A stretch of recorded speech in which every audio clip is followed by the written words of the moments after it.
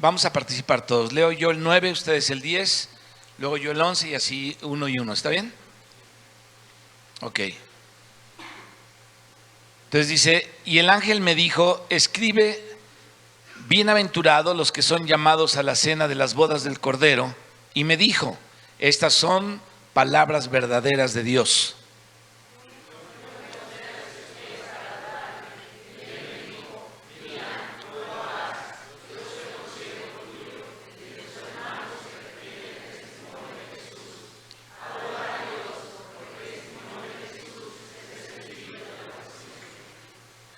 Entonces vi el cielo abierto, y aquí un caballo blanco, y el que lo montaba se llamaba Fiel y Verdadero, y con justicia juzga y pelea.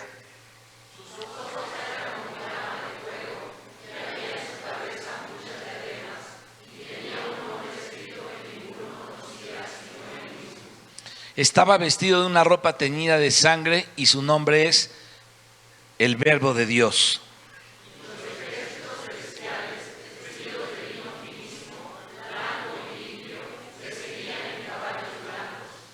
De su boca sale una espada aguda para herir con ella a las naciones, y él la regirá con vara de hierro, y él pisa el lagar del vino del furor y de la ira del Dios Todopoderoso.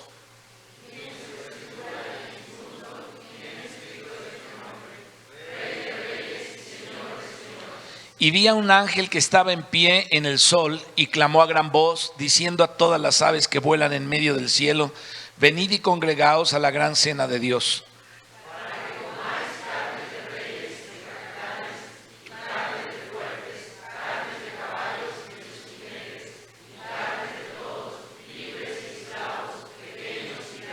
Y vi a la bestia, a los reyes de la tierra y sus ejércitos, reunidos para guerrear contra el que montaba el caballo y contra su ejército.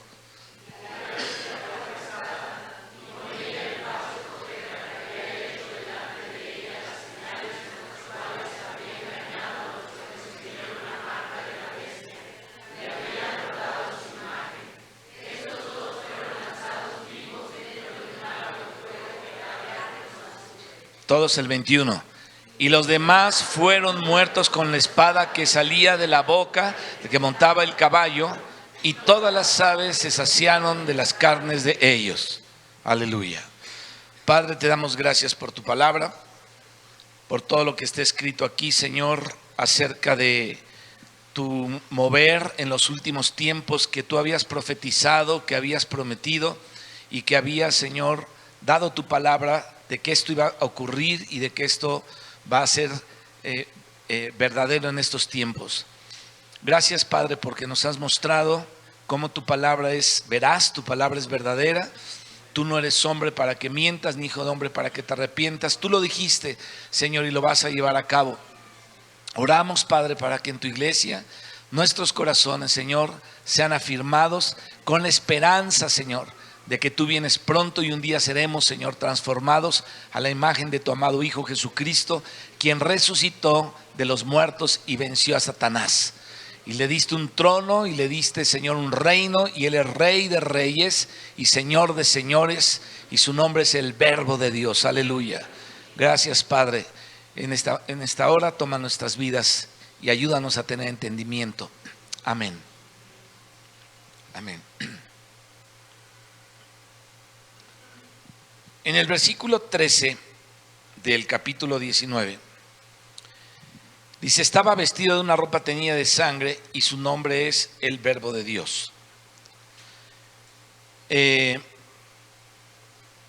versículo 14 lo dice en plural, y los ejércitos celestiales, dice acá, y los ejércitos celestiales. Ayer hablábamos de Zacarías, de cómo Dios va a venir. Es la venida de Jehová, la venida de Yahvé, pero es la venida de Jesucristo, porque Yahvé es Dios, el Dios eterno, el Dios verdadero, y Jesucristo es Yahvé. Él es Dios encarnado. Entonces la venida de Yahvé es la venida de Cristo, es la venida del Cordero, porque Él también es el Cordero. Entonces veíamos que Él iba a llegar al monte de los olivos, y se iba a partir en dos el monte de los olivos, pero venía con sus santos. Y entonces hablamos de las bodas, hablamos de su segunda venida, y de cómo él venía con sus ejércitos. Entonces aquí en el capítulo 14 dice, y los ejércitos, y más abajo dice el ejército. Entonces, en el versículo 19 dice su ejército en singular, pero en el 14 lo habla en plural, los ejércitos celestiales. Ahora, no solo el ejército celestial, sino los ejércitos son los que lo están siguiendo a él. Es decir, en este tiempo que estamos viendo, donde ya el Señor viene, donde el Señor va a juzgar a Satanás, donde ya los va a echar al infierno, viene el juicio del trono blanco, él viene con su ejército y viene con sus ejércitos.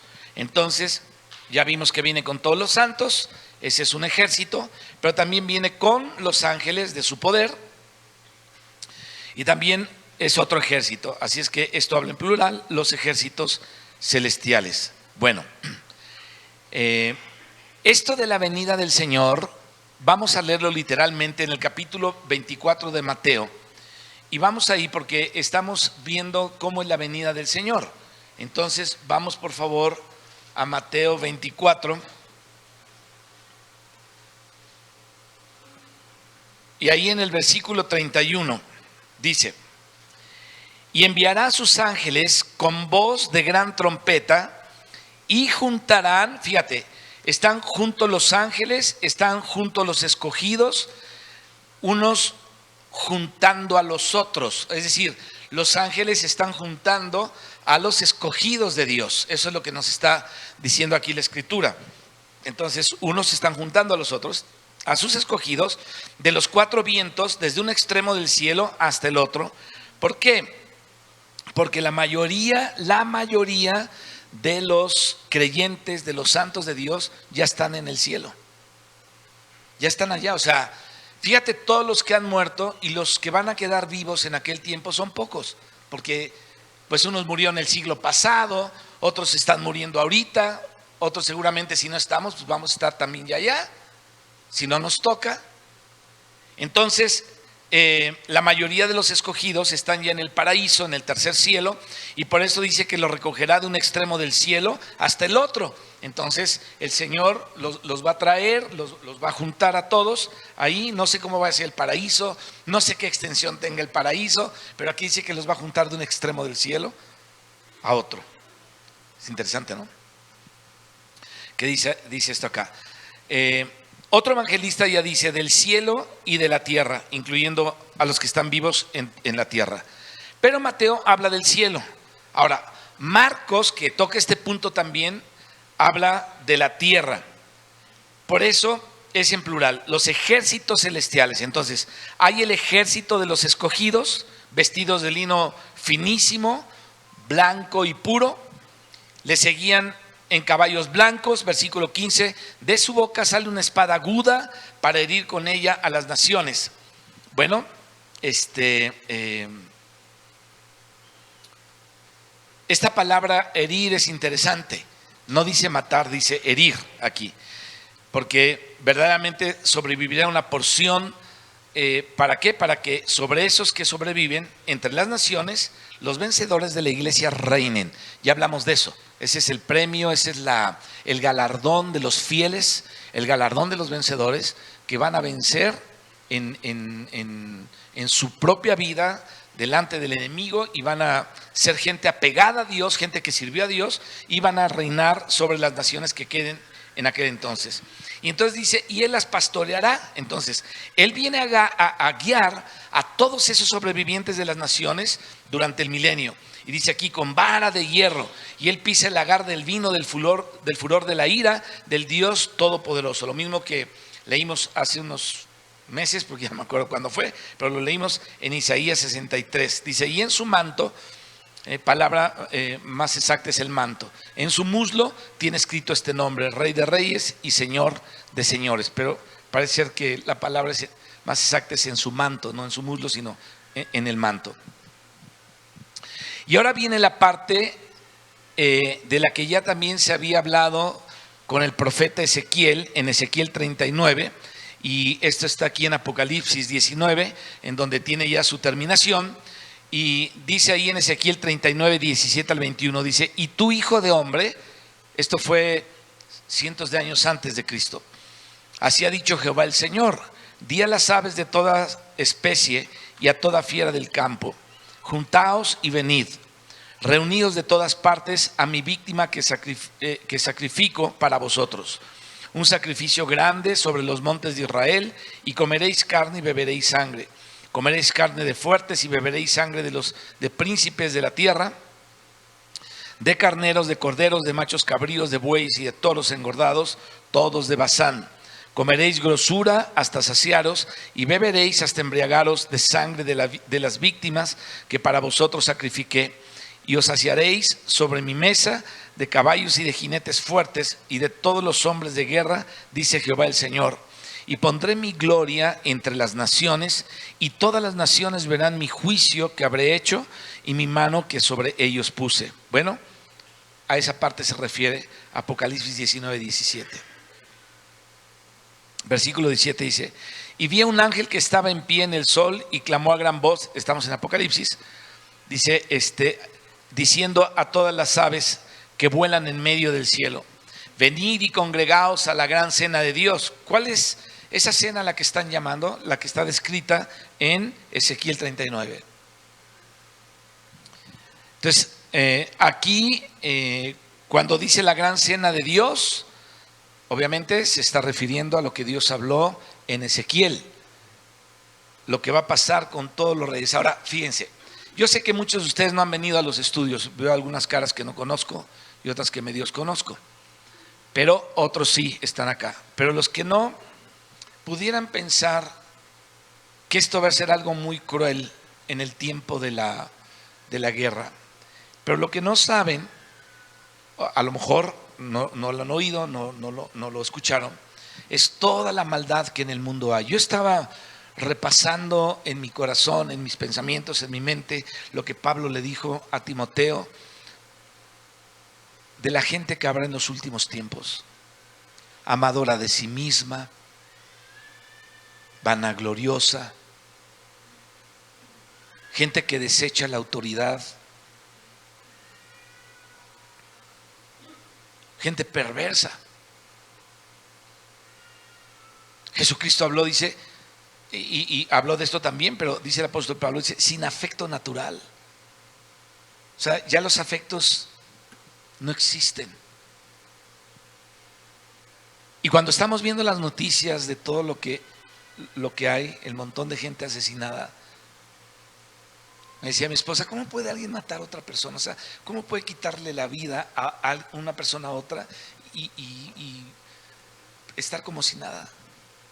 Y eso lo vemos, es el pan de cada día en las noticias. Yo sé que siempre ha habido asesinos, siempre ha habido guerras. A nosotros no nos tocó vivir la revolución, pero el mundo ha sido así siempre. Mi padre nació en 1901, mi papá. Cuando él tenía 55 años nací yo. Así es que mi papá era muy grande. Era mucho más grande que mi mamá. En aquel tiempo se usaba así. Y se usaba por una razón. La mujer, aunque es menor que el hombre, o sea, un hombre de 18 años y una mujer de 18 años, la mujer tiene más madurez. Siempre va a tener más madurez que el hombre. Entonces se equiparaba, ¿no? Le tienes que llevar 20 para que más o menos ¿no? Obviamente no tanto. Entonces, pobres de los que se casaban con mujeres mayores que ellos, ¿no? No solamente se casaron con su mamá, sino con su abuela. ¿No? Con una abuelita. Entonces, mi papá nos platicaba, no sé si a todos, pero a mí me platicaba cómo fue la guerra cristera, que algunas veces ya se las he platicado, en donde mi papá tenía fotos. Él era de Jalisco,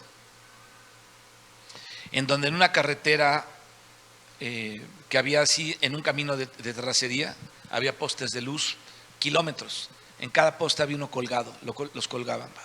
La guerra cristera, que fue algo que provocó el clero. El clero echó como carne de cañón a todos los campesinos, a toda la gente pues que creía en la iglesia, los echaba, así como el ejército zapatista, que les daban rifles de palo y de mentiras, y el ejército llegaba con bombas en los aviones y se los acabó ahí donde fuimos a predicar, en Ocosingo. Hubo ahí una desgracia terrible en los tiempos de que se levantó ese famoso ejército zapatista, que todavía está ahí presente, por cierto.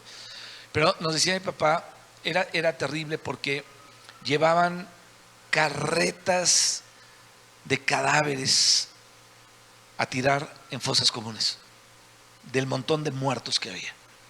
Entonces, México siempre ha sido un país así, de asesinos, perdón. Yo sé que nuestro querido presidente, como dice él con todo respeto, dice que somos muy buenos, no es cierto. Hay mucha maldad. Ahora, no solamente aquí, en el mundo entero hay mucha maldad. Lo hemos hablado.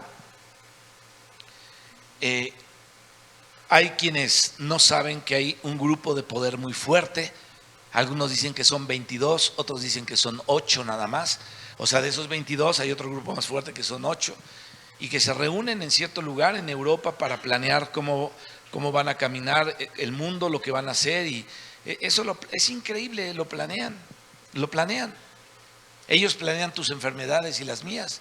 Ellos dicen vamos a aumentar el cáncer con todos estos alimentos porque tienen todo el rollo de la industria de los alimentos y luego les vendemos por medio del rollo farmacéutico las medicinas, ¿no?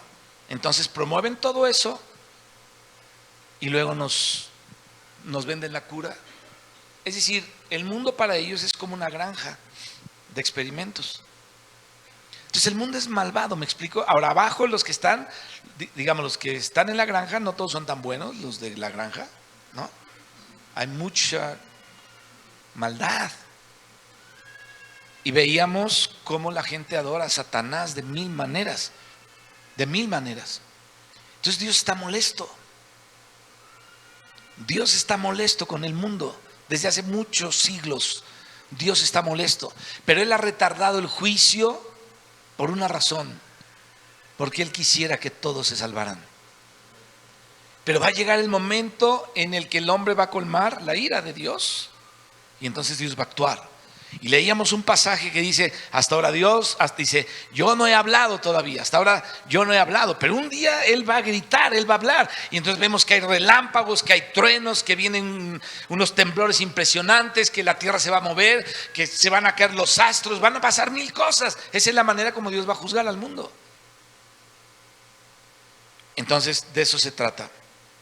Y aquí cuando vemos el festín del sacrificio de Yahvé, en donde Él dice, vengan todas las fieras, todas las aves. Por eso dice en el Evangelio, donde se junten las aves, los muertos ahí se juntarán las aves, ¿no? Porque ese va a ser el lugar en donde los animales se van a comer y se van a alimentar de todos los cadáveres que va a haber ahí.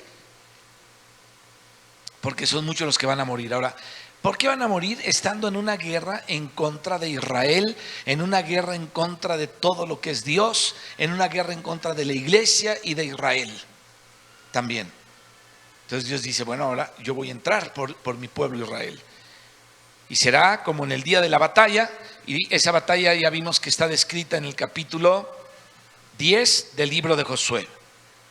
Así es que hablemos un poquito de los ejércitos reunidos en contra del Señor, porque esta es la parte de Apocalipsis 19 que estamos leyendo. Ahora, ¿cuáles son estos ejércitos que van a ser comidos por las aves y las fieras en la tierra o de la tierra? Dice el 19: y vi a la bestia. Ahí está, la bestia. ¿Quién es la bestia? ¿Quién? No les entiendo. ¿Quién es la bestia? No es tu suegra. ¿Quién es? Dilo bien. Ok.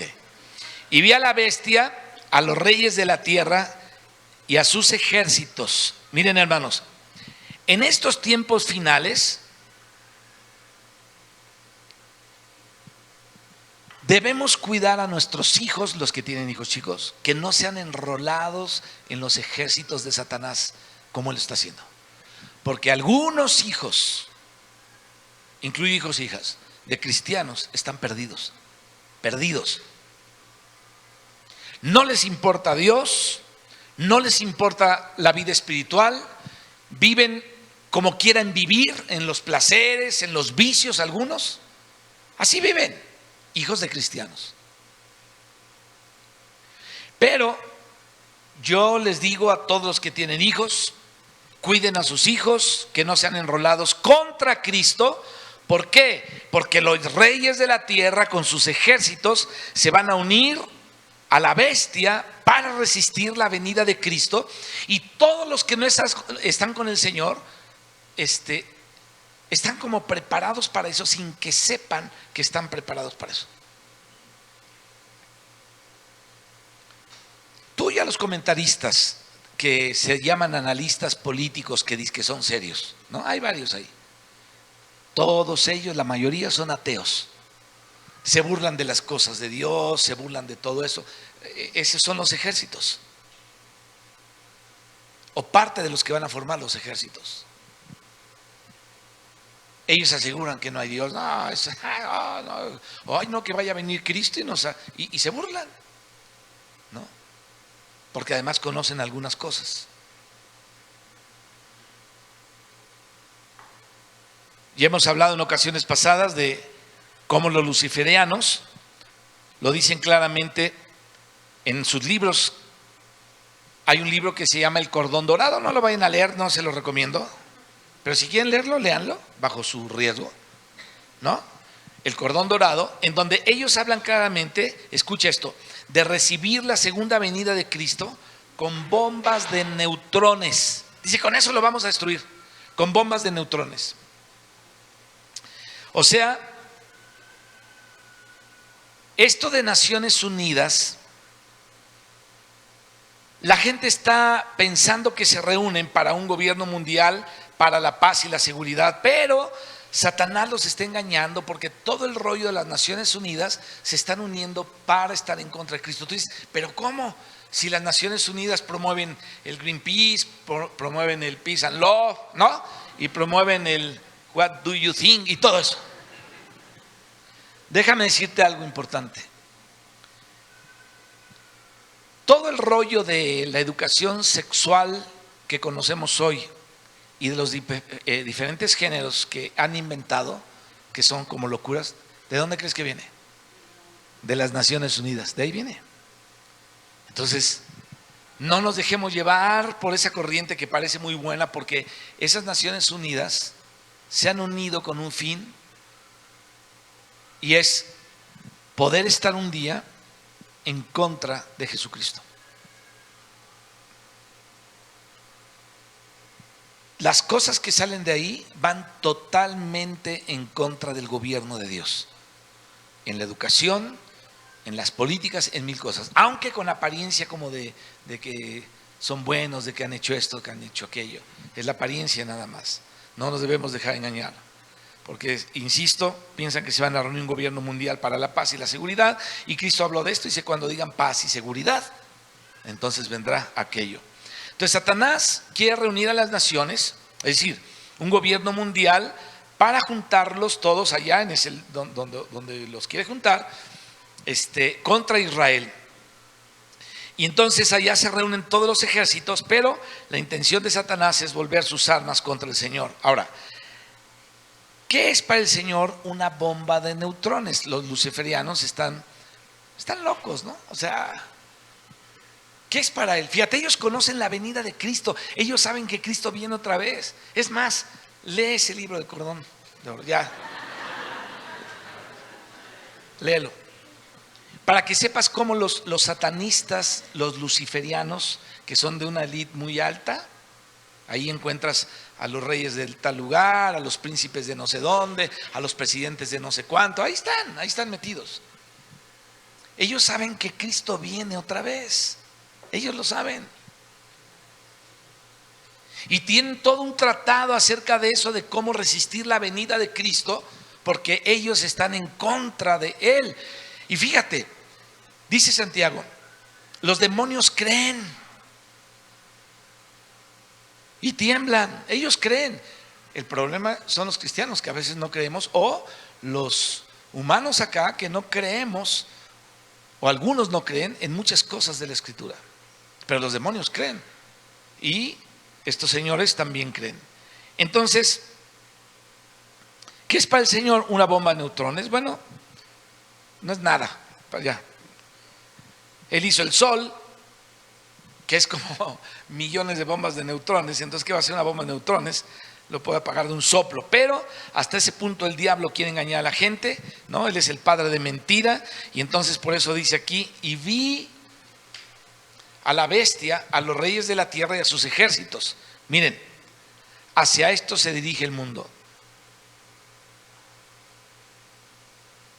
A ver, no sé cuántos de ustedes vean las noticias, toda la economía, la política, la guerra económica que hay, la guerra fría en la economía por parte del locochón del norte con China, que ha afectado a todo el mundo, y todas las decisiones que están tomando en Europa sobre muchas cosas, pero hacia esto se dirige el mundo. Ahora, ¿quieren saber para qué se está preparando el mundo? Es decir, ¿para qué se está uniendo y para qué hay Naciones Unidas? Porque yo les platiqué en una ocasión cómo el grupo de poder que hay en el mundo ya seccionó a las naciones. Y les dije incluso la parte que nos toca a nosotros, acá de este lado del occidente. Ya ellos ya tienen toda una estrategia política y económica de cómo se tienen que ir dando las cosas. Entonces están metiendo el caos, están metiendo esto, están metiendo aquello, porque todo lo están preparando a través de esto para llegar a lo que quieren llegar. Entonces hay un tribunal internacional que hay aspectos de defensa, etcétera, pero es para esto.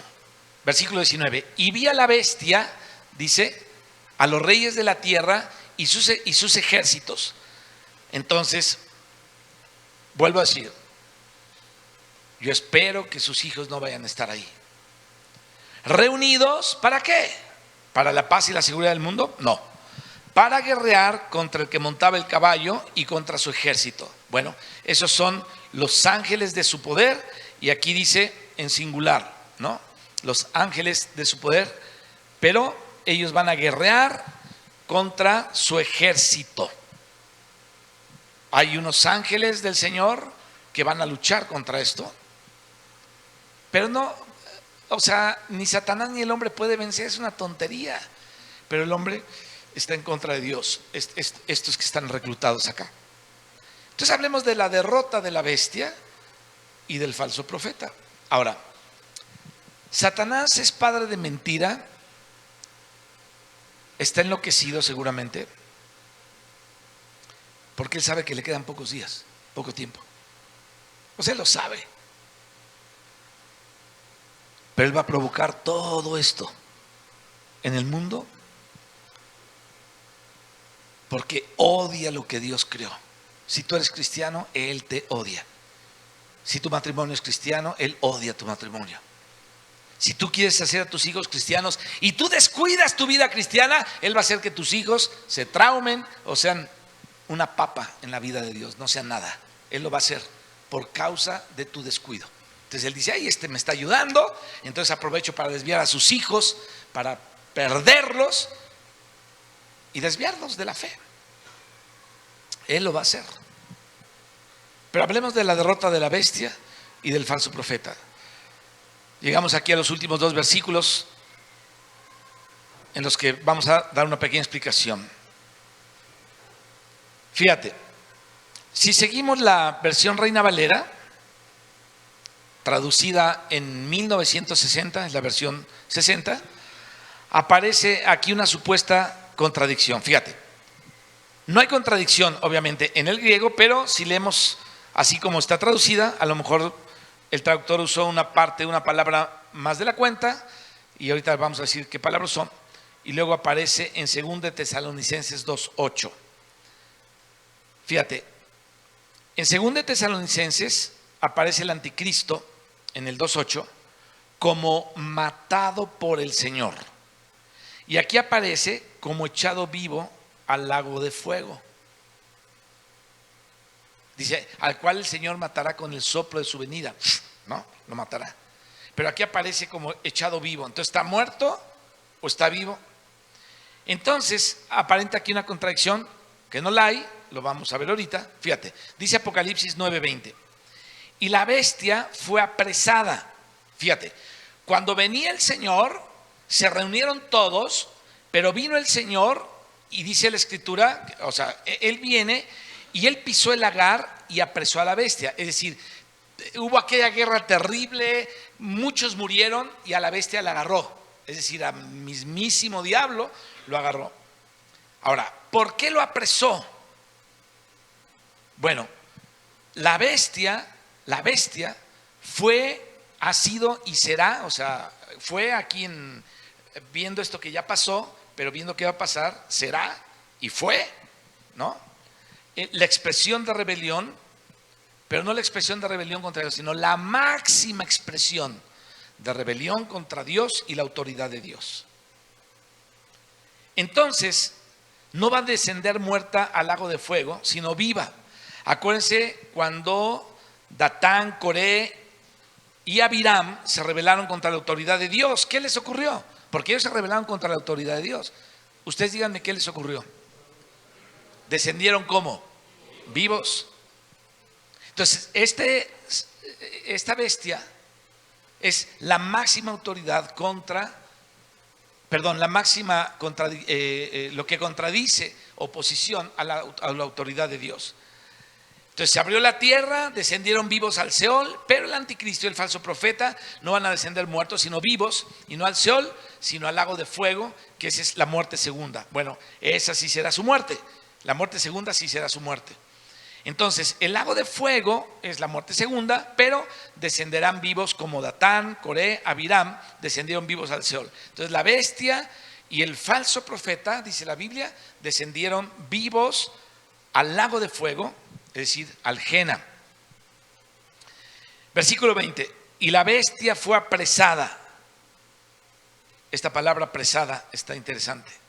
Y con ella el falso profeta. Bueno, cuando dice la bestia, obviamente se está refiriendo al personaje del anticristo que gobierna el mundo, y cuando dice el falso profeta se está refiriendo también a un personaje, no solamente a un imperio, sino a un personaje líder que va a dirigir la adoración hacia la bestia. Él es el que va a hacer que la gente, así como Hitler tuvo sus agentes que fueron los que le dieron muerte a millones de judíos, no fue Hitler directamente, sino sus agentes, así tendrá su agente que va a hacer que todos adoren a la bestia y les va a poner una marca. Entonces ese es un líder que va a dirigir la adoración al mismo diablo.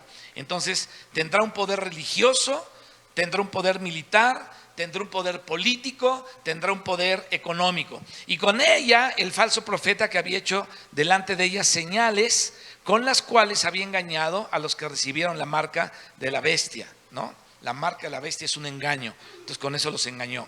Y habían adorado su imagen. Bueno, ya todos sabemos que se está promoviendo el microchip y el macrochip y el chirichip, todo, ya todo, ¿no? De hecho, hoy una conferencia de cómo ya ni siquiera el dinero va en efectivo, lo vas a poder gastar. No sé cuánto tiempo pase aquí en nuestro país, pero ya no vas a tener que traer dinero en efectivo, sino todo va a ser a través de una cosa que ustedes ya conocen. Entonces, esto es terrible lo que está pasando. Dice aquí, recibieron la marca de la bestia y habían adorado su imagen, ¿no? Y estos fueron lanzados vivos, estos dos fueron lanzados vivos, así como Datán, Coré y Abiram, que fueron la expresión de rebeldía en contra de la autoridad de Dios, también estos, dentro de un lago de fuego que arde en azufre. Ahora, este lago de fuego, te digo, es la Jena o el lugar. ¿Se acuerdan cuando hablamos de todos los lugares que hay allá abajo? Hablamos de el Tártaros, hablamos de la muerte, hablamos de el abismo y hablamos de varias cosas que hay ahí, y cada uno de esos tiene una aplicación en la Biblia. Entonces está el Jena, que es el lugar donde ellos van a ser apresados y donde van a ser lanzados. Y entonces Dios tiene preparados para ellos ese lugar justamente. Luego Apocalipsis 20:14 dice: y la muerte y el Hades fueron lanzados al lago de fuego. Esta es la muerte segunda. Fíjate, la bestia y el falso profeta, si mueren, o sea, si mueren, van a morir, pero no mueren con la venida del Señor, sino que son apresados, son anulados, son hechos impotentes, que eso es lo que dice Tesalonicenses en el griego. Entonces la palabra aquí dice en el versículo 21, y los demás fueron muertos. Estos sí fueron muertos. Entonces la palabra aquí muertos, que es una palabra griega, ¿no? Afectó a unos de muerte, y esa palabra aquí aparece muertos. Ahora el 21 dice, y los demás fueron muertos con la espada que salía de su boca, del que montaba el caballo, y todas las aves se saciaron de las carnes de ellos. Entonces, un montón de gente va a morir porque Cristo va a venir a pisar el lagar, es decir, del furor de la ira de Dios, se va a llenar de sangre, se va a salpicar de sangre, a eso le llama lagar, y entonces va a apresar a Satanás, pero después los va a mandar a el infierno mismo, al lago de fuego.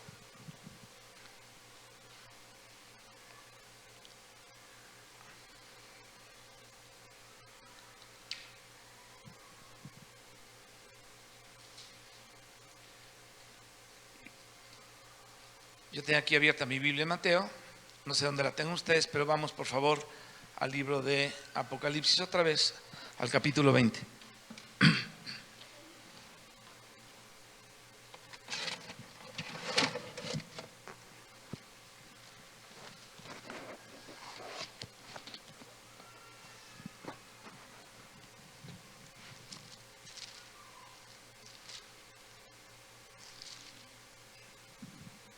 Apocalipsis 20. 4, versículo 4. Vamos a leerlo todos. Ya terminamos el tema pasado ahorita. Vamos a entrar al tema del milenio. Vamos a ver qué dice la Biblia, cómo describe el milenio la Escritura. Entonces, versículo 4, todos. 1, 2, 3.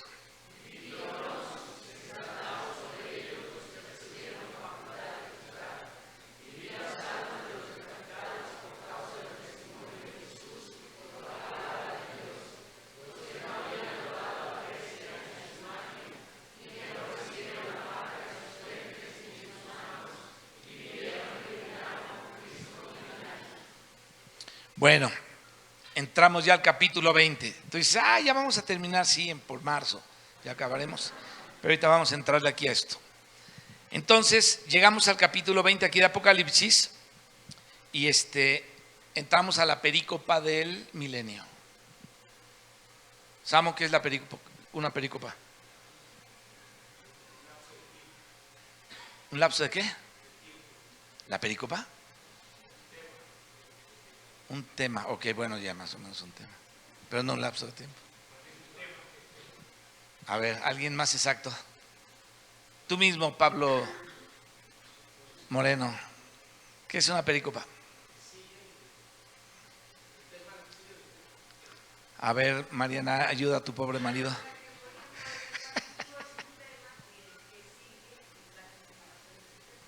A ver, alguien que les ayude a estos dos pobrecitos.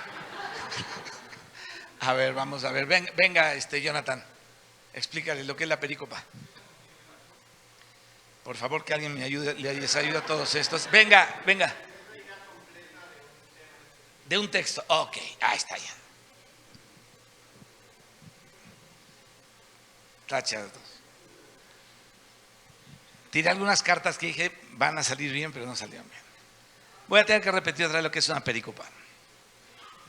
Es la parte completa, es que lo hemos repetido ya todo el año, ¿no? Pero bueno, ahí va otra vez, no importa. Es la parte completa de un tema en la Biblia. No es un lapso de tiempo, no es una gripa, ¿no?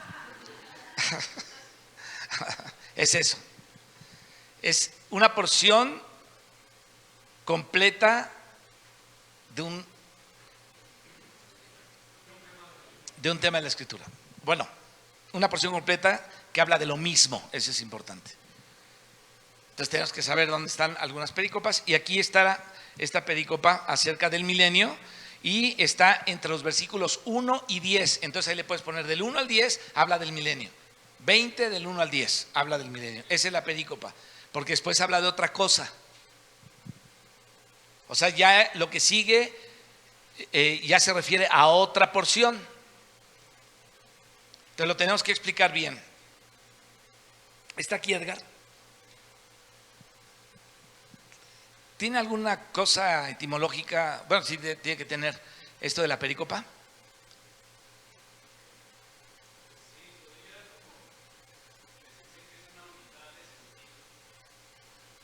Ajá. No me estás inventando, ¿verdad? Ok.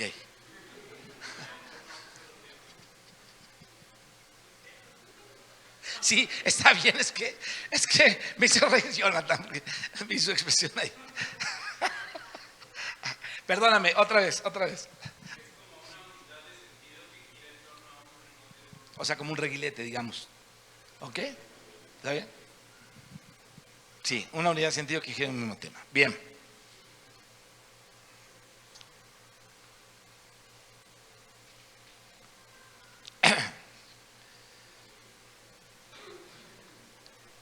Bueno, leímos hasta nada más el versículo 4, ¿verdad? Vamos a leer hasta el 10, yo lo voy a leer. Pero los otros muertos no volvieron a vivir hasta que se cumplieron 1000 años. Esta es la primera resurrección. Bienaventurado y santo el que tiene parte en la primera resurrección. La segunda muerte no tiene potestad sobre estos, sino que serán sacerdotes de Dios y de Cristo y reinarán con él 1000 años. Perdón.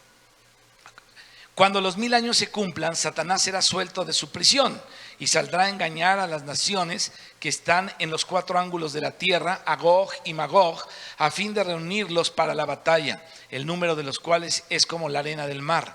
Y subieron sobre la anchura de la tierra y rodearon el campamento de los santos y la ciudad amada, y de Dios descendió fuego del cielo y los consumió. Y el diablo que los engañaba fue lanzado al lago de fuego y azufre, donde estaban la bestia y el falso profeta, y serán atormentados día y noche por los siglos de los siglos. Bien, esa es la parte. Pero no dijiste que se iban a morir ahí. Pues esa es su muerte. Ahí van a ser enterrados y ahí, esa es su muerte. Jamás van a salir de ahí por los siglos de los siglos. Ahí se quedarán. Bueno, este pasaje, mis hermanos, es un pasaje muy importante que tenemos que captar y tenemos que entender. Además de que es muy, muy interesante. Este pasaje, que es muy importante, la iglesia primitiva, durante los primeros 3 siglos, lo entendió de una manera literal. O sea, cuando tú encuentras escritos o vas a consultar escritos de los cristianos antiguos de esa época, tú te vas a dar cuenta que esto ellos lo entendieron de una manera literal. Por eso se habla de la historia de la teología del mileniarismo primitivo. O sea, en la historia de la teología hay algo que se llama así el mileniarismo primitivo, que es estos que entendían de una manera literal lo que escribe aquí el libro Apocalipsis. Entonces, los líderes primitivos, hay varios. No los conocemos, son nombres raros para nosotros, pero si tú los apuntas y los consultas, te vas a dar cuenta que sí, yo he leído de algunos y es interesante lo que dicen, pero sí es cierto, o sea, ellos tomaron de cierta manera todo esto. Uno de ellos se llamó Papías de Hierápolis. Papías es uno de ellos. Otro se llamó Policarpo. Policarpo, acuérdate que cuando hablamos de Policarpo fue, él estuvo en los tiempos de los apóstoles también. Otro se llamó Ireneo, ¿no? Y bueno, todos ellos le llamaban mileniaristas en el sentido literal, interpretando que estos 1000 años son 1000 años literales. Ahora, cuando Constantino, acuérdense que Constantino fue uno de los césares, vio una visión de la cruz. Esto lo hablamos cuando tocamos la iglesia de la Odisea, me parece. Bueno, él vio una visión de una cruz y oyó una voz que le decía: con este signo vencerás. Y entonces él cambió la política de los emperadores romanos, que era contraria totalmente a los cristianos. Él suavizó las cosas de otra manera por esa disquevisión que había recibido, y entonces hubo un edicto ya de tolerancia Y el anticristianismo llegó, cesó en mucho sentido, y los cristianos llegaron a ser aceptados y luego llegó a ser incorporado incluso al Estado. Es decir, empezó a mezclar todo y empezó a disuadir todo. De ahí nació la Iglesia Católica, ¿no? La Iglesia Católica es eso. ¿Quieres conocer cómo fue todo el rollo de Constantino? Entonces, métete un rollo a examinar todo eso y vas a ver que de ahí salió todo el catolicismo. De ahí fueron las cruzadas, de ahí nació los papas no vienen de Pedro, los papas vienen de los césares. De ahí los césares se creían divinos y los tenían que adorar. Los césares tenían que ser adorados porque si no te morías. Así mataban a los cristianos: salve César, no, salve César, no, Cristo es el Señor, César no es el Señor. Ah, no, a la cárcel con todo hijos, ¿no? Los mandaban, los echaban a los leones, los quemaban, en fin, hacían muchas cosas. Entonces los cristianos sufrían pena de muerte por ser cristianos en ese tiempo. Pero los césares eran deidificados, así como fueron los faraones. Los césares lo hemos visto esto en la historia de todo lo que hemos estudiado. Los césares era ya el resultado final de lo que hubo en Egipto, en Babilonia, en Grecia, etcétera. Roma ya fue lo último que hubo, que traía ya todas las deidades paganas y todo el paganismo de lo que comenzó con Nimrod en los tiempos antiguos, antes de Abraham. Entonces es una mezcla de todo eso. Así es que te decía que cuando Constantino vio aquella visión de la cruz y que le dijo que ese signo iba a vencer, cambió toda la política de los emperadores romanos y empezaron a aceptar a los cristianos hasta incorporarlos incluso al Estado. Y entonces algunos cristianos, como vieron que el gran imperio se había cristianizado, por lo menos por fuera, pensaron que prácticamente había llegado el milenio, ¿no? Como, ya se paró todo esto, ya es el milenio, ya no nos persiguen, ya no nos matan, estamos en paz. Entonces dijeron, este es el milenio.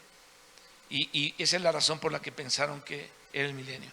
Y entonces empezaron a interpretar este pasaje en un sentido alegórico. Principalmente hubo el famoso San Agustín o Agustín de Hipomona, ¿no? Muy cristianos todos ellos.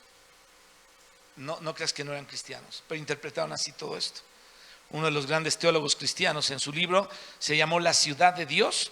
Él es el que introduce en la historia de la iglesia la interpretación alegórica acerca de este pasaje, la ciudad de Dios, y influenció un montón de escritores de aquellos años, los primeros 3 siglos después de Cristo.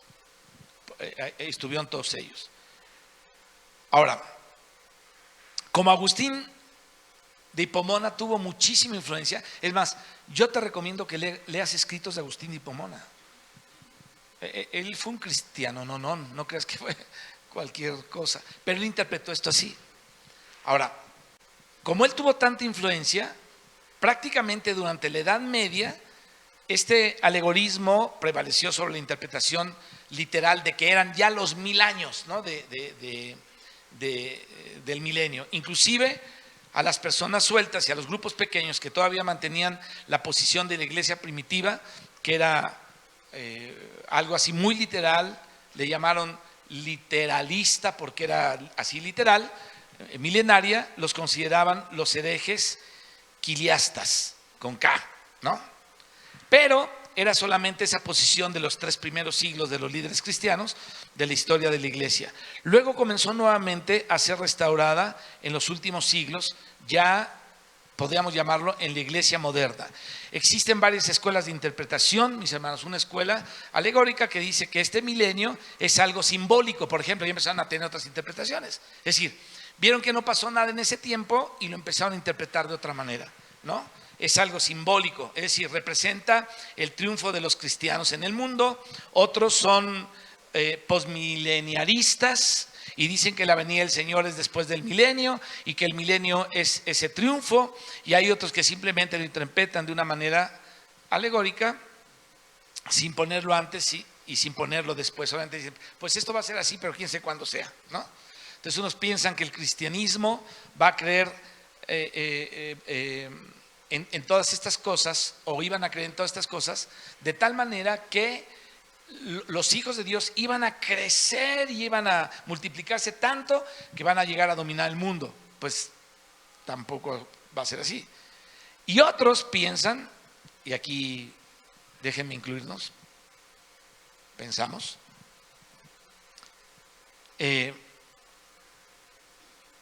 que no son lo que hemos hablado las Naciones Unidas como hermanas las que reciben al Señor, porque algunos piensan así, sino que el anticristo y los reyes de la tierra son los que lo van a recibir, pero no lo van a recibir bien, sino lo van a recibir mal. Ahora, ¿por qué pensamos esto? ¿O por qué me atrevo a decir que esto es así? Por todo lo que dice la Biblia. Nada más por eso. O sea, no estoy dando por hecho algo que no es, sino estoy viendo que van a blasfemar su nombre, estoy viendo que van a levantar su rostro contra él y le van a blasfemar, estoy viendo que va a aparecer un personaje que va a poner en contra del Señor a todo el mundo, y lo está haciendo. Es el poder del anticristo, el poder del misterio de la iniquidad de la que habla la Biblia en las epístolas de Pablo, en las cartas, las últimas cartas. Él habla del misterio de la iniquidad que ha estado trabajando a través de los siglos para llegar a formar todo esto. Sin embargo, arriba de todo esto, Dios está llevando a cabo las cosas finalmente para que todo llegue al momento del juicio de Dios. Entonces, tenemos que hablar claramente de esto y entendemos que hay que interpretarlo, algunas cosas, como lo interpretó la iglesia primitiva, pero la primera iglesia, ¿no? Hay cosas que en Apocalipsis, aunque son una simbología, literalmente van a pasar. O sea, van a pasar. Va a haber un ejército, va a haber un personaje, va a haber un coloquio religioso que va a servir a Satanás, a todo ese rollo religioso que es la prostituta de la religiosidad representada por Jezabel en la Biblia. La van a destruir, el mismo diablo la va a destruir cuando pida adoración para él. O sea, esto va a ocurrir literalmente. Va a haber una manera de marcar a la gente literal. Así va a ser. Entonces, el Apocalipsis, insisto, es un libro de símbolos, pero cuando hay símbolos, los explica y entonces aparecen en otro lugar y entendemos cómo va a ser, porque de eso hemos estado estudiando. Y aquí, la resurrección no es un símbolo, es un hecho, ¿no? O sea, es un hecho. Va a haber una segunda resurrección, ya hablamos de eso ayer. La venida del Señor es un hecho. El atar a Satanás es un hecho, o sea, son hechos. Por lo tanto, debemos interpretar entonces este pasaje literalmente, porque eso va a pasar. Así es que nos unimos a Juan de Pomona y nos unimos a aquellos que interpretaron literalmente esto, porque sí va a ocurrir literalmente. No digo que estemos en el milenio, porque no estamos en el milenio, pero esto va a ocurrir. Entonces, por otro lado, ustedes tienen la libertad de interpretarlo como quieran, ¿no? Si lo quieren interpretar como quieran, está bien. Pero si tienen la paciencia de ver y sentarse a estudiar un poquito o escuchar todo esto, bueno, vamos a ver esta interpretación literal, y por eso estamos viendo esta parte del Apocalipsis. Pero, insisto, desde el principio te dije, hay muchas interpretaciones, muchas corrientitas, tú te puedes seguir por la que quieras, pero déjame exponerte esto, porque esto tiene que ver mucho con la Biblia. Hace un tiempo hablamos de las caídas por etapas de Satanás. Voy a retomar eso un poquito para entrar en todo esto, porque aquí se habla de eso. Entonces vamos a entrar un poquito en eso. Vamos a leer y vamos a ir comentando. Versículo 1. Vi un ángel que descendía del cielo, teniendo la llave del abismo. Estamos en el 20. Y una gran cadena en la mano, y prendió al dragón, Aquí lo interpreta el ofidio, el arcaico, así dice literalmente, el ofidio. O sea, la serpiente antigua, es decir, está identificando al dragón con Satanás. La serpiente antigua, que es la que aparece en Génesis capítulo 3, donde dice, pero la serpiente era astuta más que todos los animales del campo que Jehová Dios había hecho, la cual dijo a la mujer, con que Dios os ha dicho, no comáis todo lo que del árbol del huerto.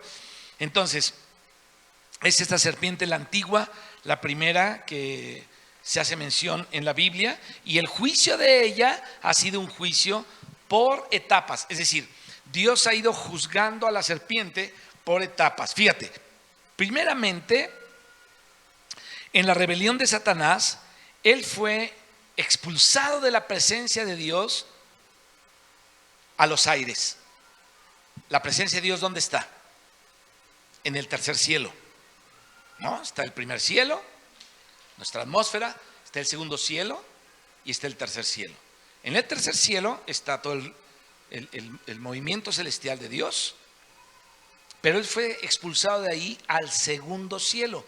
Por eso él es el príncipe del aire, de la potestad del aire, y él está ahí. Entonces, él fue expulsado, ¿no?, de la presencia de Dios a los aires. Ahora, en este momento, a él se le llama el príncipe de la potestad del aire. ¿Por qué? Porque fue echado de la presencia de Dios del tercer cielo. ¿De qué estamos hablando?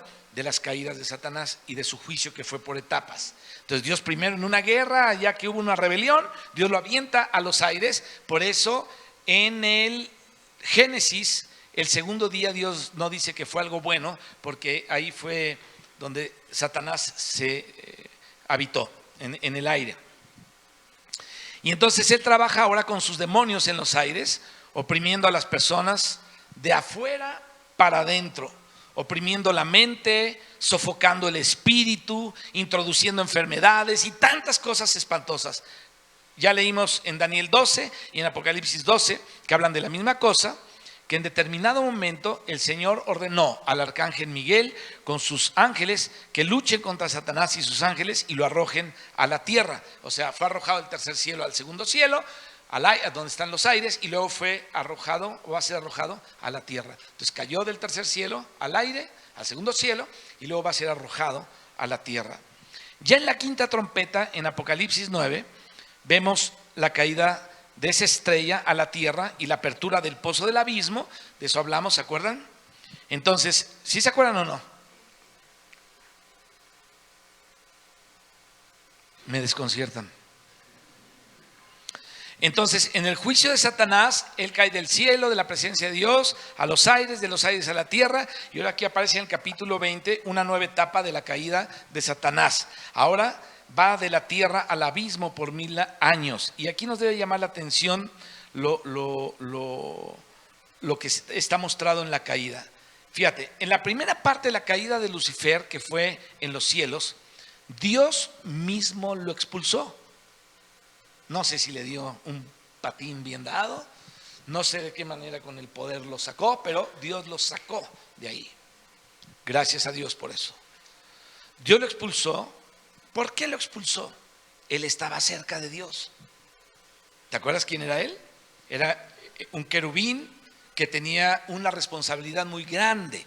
Entonces él estaba cerca de Dios y entonces Dios lo expulsó. Él era ese querubín encargado de la adoración, y entonces Dios en ese momento no usó ninguna otra criatura, sino que él mismo lo expulsó de los cielos al aire. Ahora, ya cuando Satanás está en los aires, es expulsado por Miguel, un arcángel, jefe de los ángeles, dice aquí la escritura, ¿no?, que lo arroja de los cielos y lo manda al segundo cielo. Lo arrojó del tercero y lo mandó ahí. Porque hay 3 cielos, el primero, el segundo obviamente y el tercero, ¿no? Entonces él fue arrojado del cielo más alto a los cielos intermedios, a los aires, a la atmósfera, y entonces ahora él es un arcángel que lo expulsa. Ya no era Dios, sino fue Miguel el que lo expulsa. Y en Apocalipsis 20 no es ni siquiera ya un arcángel. Miren cómo Dios lo va expulsando y ahora es simplemente un ángel el que lo corre. Dice, ya vete, vámonos, lo manda para abajo. Entonces, Satanás es encadenado, dice la Escritura, porque este ángel bajó y con una cadena, ¿para qué? Ok, fíjate, primero se encarga Dios mismo, luego Dios manda a un arcángel y luego a un ángel. Y vi a un ángel, dice aquí, que descendía del cielo. Obviamente no era un angelito, ¿no? Así chiquitín. Era un ángel seguramente poderosísimo, pero Miguel era más poderoso. Y obviamente Dios, pues, es el todopoderoso. Pero aquí es un ángel. Y vi un ángel que descendía del cielo teniendo la llave del abismo. Acuérdense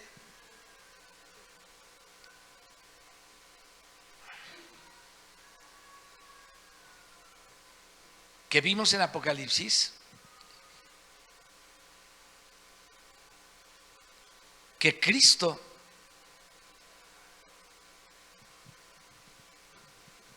tenía las llaves del abismo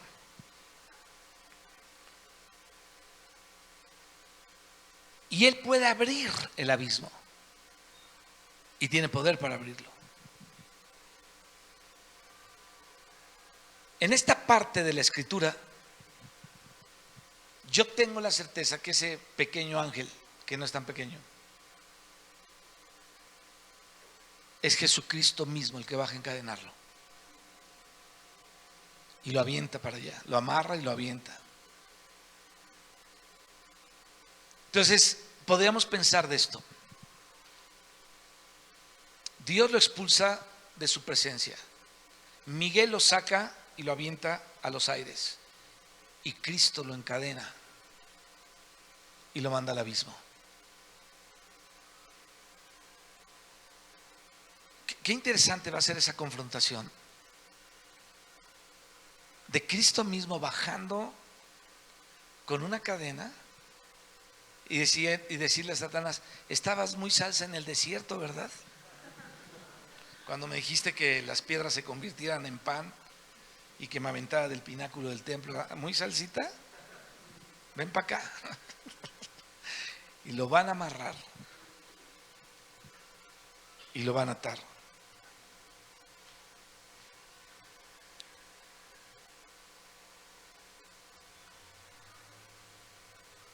Pero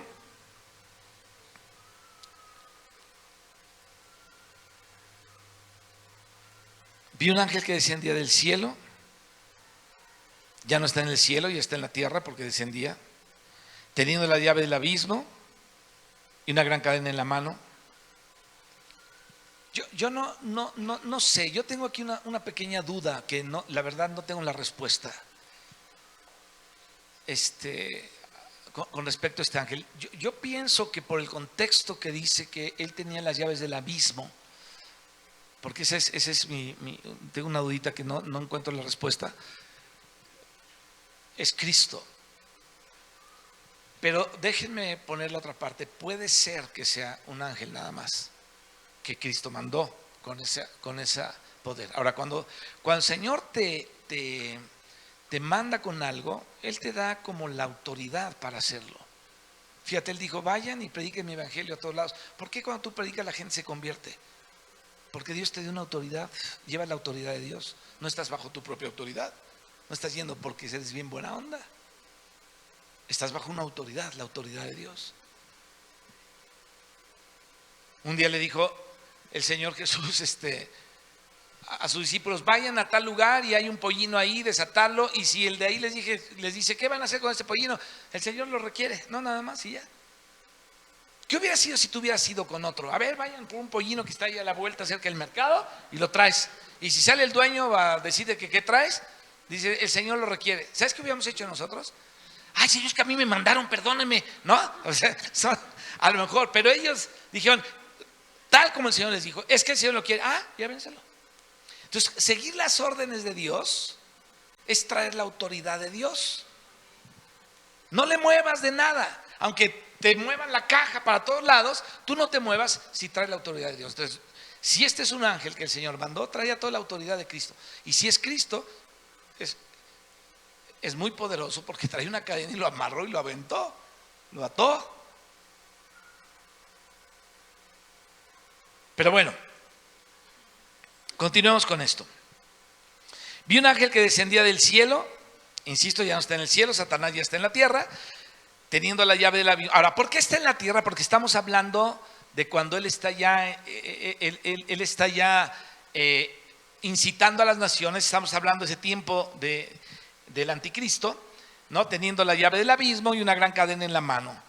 Fíjate, existe el mundo natural y existe el mundo espiritual. Todos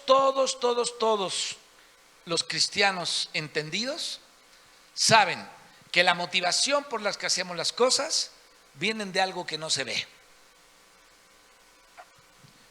Los psicólogos te pueden decir que es tu educación, es la mente, es lo que has leído, qué tan listo eres o qué tan listo no eres, lo que sea. Pero nosotros sabemos que hay un mundo invisible que incita a hacer algo y que se hace visible. Y así es la fe también en Dios. ¿Quién de ustedes ha visto a Cristo personalmente, que lo haya visto físicamente? Nadie.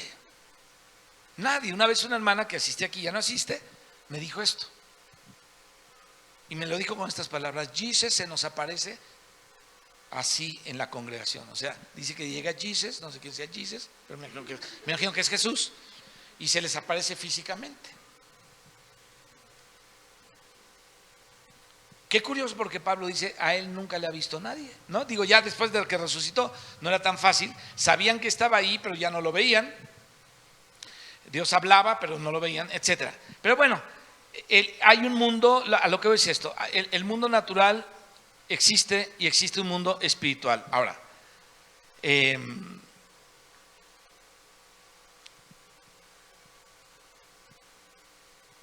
una cadena natural obviamente no va a ser usada para un espíritu. O sea, el ángel no trae una cadena como las que ponemos en la puerta para que no se abran, ¿no? Está hablando en el mundo espiritual, y en el mundo espiritual existen ataduras espirituales. Entonces, el Señor dio poder de atar demonios y nos dio poder de desatar a la iglesia, le dio poder de desatar las cosas que los demonios han atado. ¿No dice así la Biblia? Que tenemos que orar para atar y desatar. La Biblia tiene el poder de Dios para atar y desatar. Si tú estás bajo una opresión, los cristianos tienen el poder de orar y decir: en el nombre de Jesús deshacemos esta atadura en la vida de fulano, en la vida de tal familia, y esa atadura se tiene que ir, porque hay una autoridad espiritual. Entonces, aquí habla de una cadena, y hay ataduras espirituales y ataduras que tienen que ver con un mundo invisible. Y entonces lo dice en el sentido: y una gran cadena en la mano, versículo 2, y prendió al dragón, la serpiente antigua, es decir, el ofidio, que es el diablo, el acusador, y el Satanás, y lo ató 1000 años. Aquí aparece entonces Satanás estando atado en el abismo, como lo declara en el versículo 3, y lo arrojó al abismo. Fíjate, primero lo ató, luego lo arrojó al abismo, y ya cuando estudiamos lo del abismo, vimos lo que era todo eso. Lo encerró y puso sellos sobre él para que no pueda salir, para que no engañara más a las naciones. De repente el mundo empezó a respirar. Sintió una libertad impresionante, porque el diablo no estaba, ya estaba atado. ¿Qué se sentirá que no esté el mal en esta tierra? Que ya no esté la congoja, las enfermedades, la angustia, la falta de paz. ¿Qué se sentirá que ya no esté el diablo aquí? El mundo se alivió. Dice un dicho: muerto el perro, se acabó la rabia. ¿Sí o no? Bueno, eso pasó aquí. Ahora, ¿qué estaba haciendo Satanás durante todos los miles de años anteriores al milenio? Porque aquí es el milenio. ¿Pero qué estaba haciendo Satanás? engañando a las naciones. Él trabajó en las naciones, trabajó con los gobernantes, trabajó con los líderes del mundo que han dejado a Dios. Él incitó y empezó a trabajar con todas las naciones para engañarlas. Y ahora Dios va a dejar descansar a las naciones de Satanás por 1000 años. Las naciones van a decir, oh, ¿qué pasa aquí? Va a haber una honestidad, va a haber una justicia, va a haber lo que nunca ha habido en esta tierra, porque ya no está el diablo. ¿No han visto que hay personas que cuando llegan la cosa se pone tensa? Llegan ciertas personas y como que y no lo decimos y todo. El mundo capta esto y dice, trae malas vibras. Sí. Trae una mala onda. Y ahí se aparecen, ¿no? Esas personas muy acá y tú como que dices, no. Y mejor te vas. Porque la presencia de esa persona te causa cierta impresión. ¿No has experimentado eso? Ya dejemos a las suegras en paz. Pero hay niños que su presencia es pesada. De repente hay niños que dices, por favor, llévenselos de aquí, esa niña, ese niño, ese jovencito, ¿no? Imagínate la presencia de Satanás. ¿Cómo hace que reaccionemos nosotros?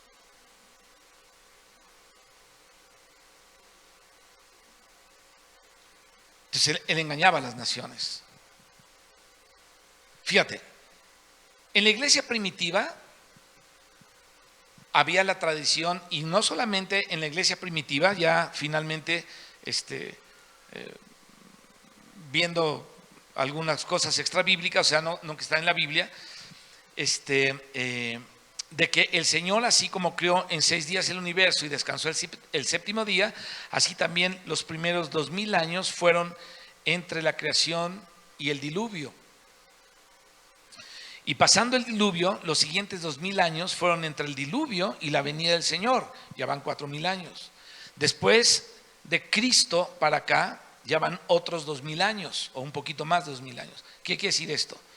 Si cada 1000 años son considerados un día, como dice la palabra del Señor, que para el Señor un día es como 1000 años, cada 1000 años es un día, entonces quiere decir que al estar nosotros ahora a fines del 6º día, se está a punto de entrar en el 7º día, o sea, en el 7º milenio.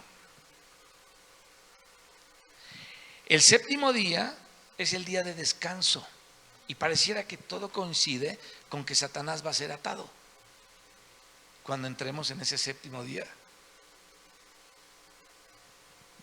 Y toda la creación va a descansar. ¡Qué alivio! Entonces el 7º día es el día de descanso.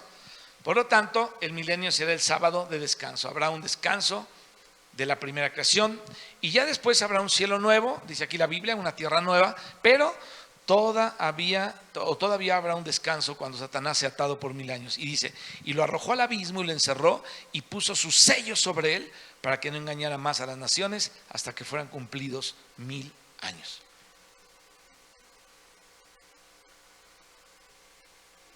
Le voy a dejar ahí porque ya es la 1. Vamos a seguir hablando del milenio, de las naciones sobrevivientes, la siguiente vez y de todo lo que sigue. Este tema está muy interesante, pero como ya tenemos todo el contexto, no va a ser difícil, creo yo, que lo entendamos y que lo asimilemos. Solamente vamos a ver los detalles de cómo la Escritura muestra que va a ser este tiempo del milenio. Pero nos vamos a quedar aquí y la siguiente vez vamos a ver algo acerca de las naciones que sobrevivieron en el milenio o para el milenio, porque Dios se reservó algunas naciones para que los vencedores reinen sobre ellas. Padre, te damos gracias por tu palabra, Señor. En el nombre de Jesucristo te alabamos y te bendecimos, Señor, porque ciertamente tú tienes, Padre, en tus manos los tiempos del universo, los tiempos de esta tierra y nuestros tiempos. Tú eres el Dios todopoderoso, el Dios trascendente, aleluya. El Dios en cuyas manos estamos por medio de Jesucristo, tu amado Hijo, el Verbo de Dios que vino a esta tierra, Señor, y dio, Señor, su vida por nosotros para reconciliarnos contigo. Bendito seas, Señor, ayúdanos a tener entendimiento en esto, preparar nuestros corazones para tu venida, pensar que tal vez tú vengas mañana o en la noche, estar listo, Señor. A ti sea la gloria y la alabanza en tu iglesia.